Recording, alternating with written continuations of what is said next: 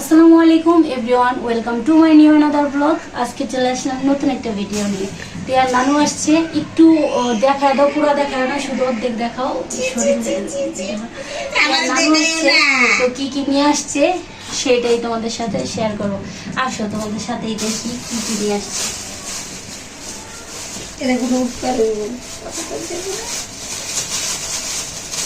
এটা হচ্ছে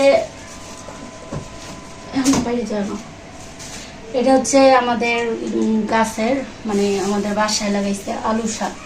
এই শাকটা কার কার পছন্দ কমেন্টে অবশ্যই বলে যাবে। তারপরে এটা হচ্ছে মিষ্টি কুমড়া। এটা কি? এটা হচ্ছে আদা রসুন ব্লেন্ডার করে নিয়ে আসছে। আমি তো হারে নিয়ে বাটাবাটি করতে পারি না। এগুলো হচ্ছে লেবু লেবু। তারপরে এটা হচ্ছে কাঁঠালের বিচি।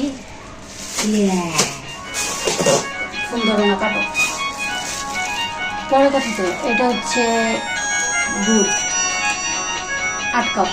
এটা হচ্ছে টিহামনির খাবার। টিহামনি তো এটা ছাড়া অচল।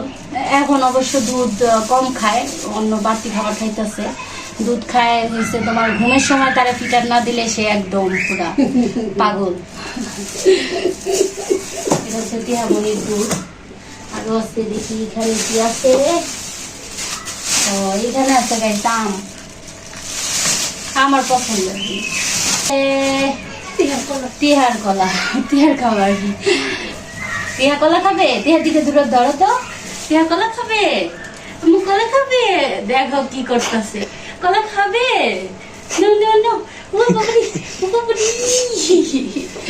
এটা হচ্ছে টিহামনির কলা। এখানে কি এটা মুরগির কি জানি। এইগুলো মানে আমাদের গাছের, এই যে গাছের গাছ ধুন্দুল, এগুলা খাইতে কিন্তু অনেক মজা লাগে। এমনিতে কিনাটা যেই স্বাদ, এইটা নয় অনেক বেশি স্বাদ এই ধুন্দুল গুলা। তারপরে এখানে হচ্ছে শশা আছে, এটা আমার জন্য অনেক দরকার। তারপরে এখানে হচ্ছে পুঁই শাক, মাত্র পুঁই শাক। তারপরে এখানে হচ্ছে ভেন্ডি। আরেকটা জানি কি আছে। এটা হচ্ছে গাইস, এটা ডাল আছে না, 2-3 পদের ডাল নাকি ব্লেন্ডার করে আনছে আর কি। এটা দিয়ে আর কি মানে শর্টকাটে রান্না করা যাবে, এই জন্য বড় করা যাবে।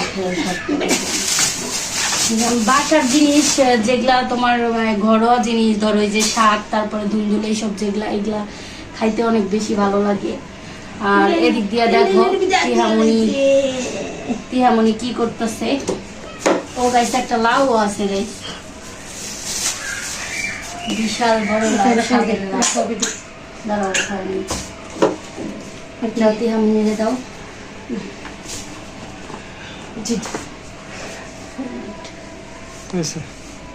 এই যে এদিকে হচ্ছে টিহামনি, দেখো তার নানু আসছে, সে কিন্তু খুবই খুশি। আমুকে আসছে বলো তো, বলো আসসালামু আলাইকুম। আমার খালামনিরা, আমার নানু আসছে, আমার জন্য দুধ আনছে, কলা আনছে, আমি খাবো রাতে।